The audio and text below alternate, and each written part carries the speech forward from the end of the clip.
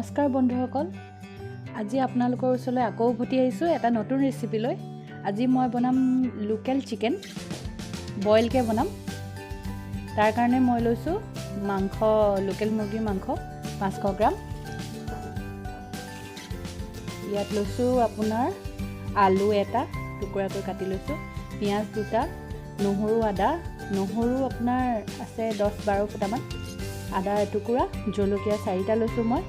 কম বেছি কৰি ল'ব পাৰে আপোনালোকে নিজৰ মতে আৰু বিলাহী লৈছোঁ সৰু দুটা স্কোৱাছ এফাল টুকুৰাকৈ কাটি লৈছোঁ গাজৰ এটা টুকুৰাকৈ কাটি লৈছোঁ ফ্ৰেঞ্চবিন 5-6 মান হ'ব টুকুৰাকৈ কাটি মছলাত মই লৈছোঁ জিৰা গুড়ি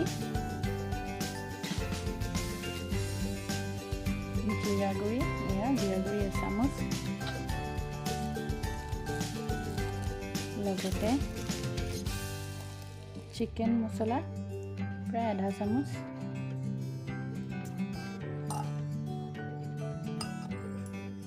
জালুকৰ গুড়ি অকণমান আধা চামুচতকৈ অকণমান কম হালধি এনে নামমাত্ৰ অকণমান আৰু ৰঙৰ বাবে জলকীয়া গুড়ি আধা চামুচতকৈ অকণমান কম এইখিনি মিহলাই ল'ম ইয়াৰ লগতে নিমখ সোৱাদ অনুযায়ী লগতে মিক্স কৰি ল'ম এতিয়া এইখিনি মছলাখিনি মই মাংসত দি দিম তাৰপিছত ইয়াত দিম দালচিনি এটুকুৰা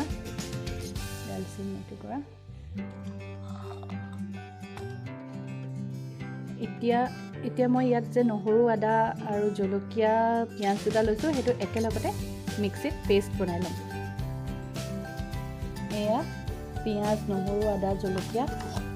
গোটেইখিনি পেষ্ট বনাই ল'লোঁ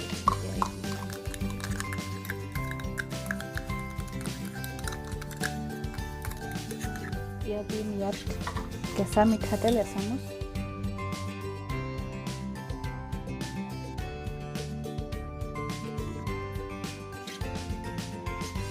এতিয়া ইয়াত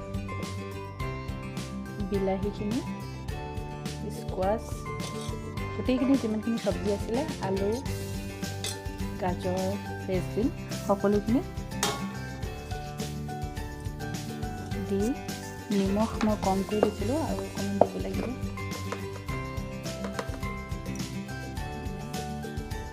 সকলোখিনি দি ভালকৈ মঠি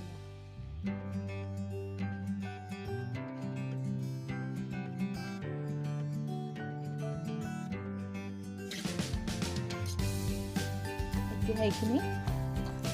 প্ৰায় 1-1.5 ঘণ্টা এনেকৈ ঢাকোন এখন মাৰি মই ফ্ৰিজত ৰাখি দিম এতিয়া মাংসখিনি প্ৰায় 1 ঘণ্টামান মই ফ্ৰিজত ৰাখিলোঁ ৰখাৰ পাছত এটা কুকাৰত এনেকৈ দিছোঁ তাৰপিছত ইয়াত এতিয়া পানী দিম পানীটো আপুনি নিজৰ পৰিমাণ অনুসৰি দিব যদি জোল বেছি খায় পানী বেছি দিব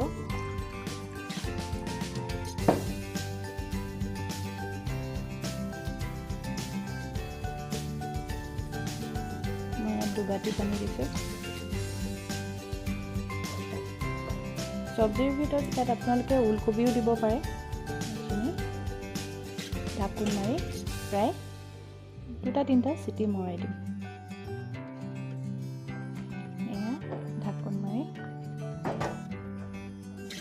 মিডিয়াম জুইত বহাই দিছোঁ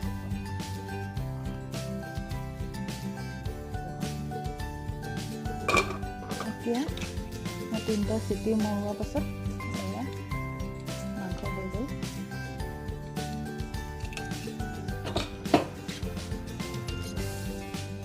এয়া দেখিছেনে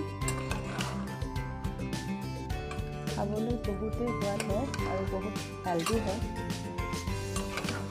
সকলোৱে বনাই খাই চাবচোন।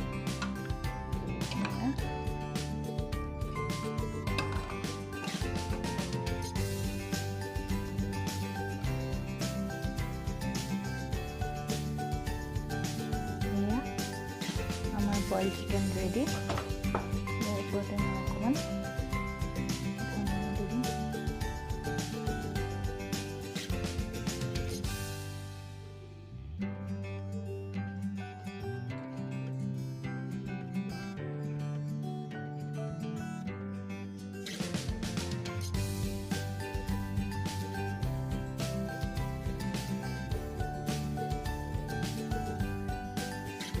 সকলোৱে ট্ৰাই কৰি চাব আৰু ভিডিঅ'টো কেনেকুৱা লাগিল জনাবচোন। ধন্যবাদ।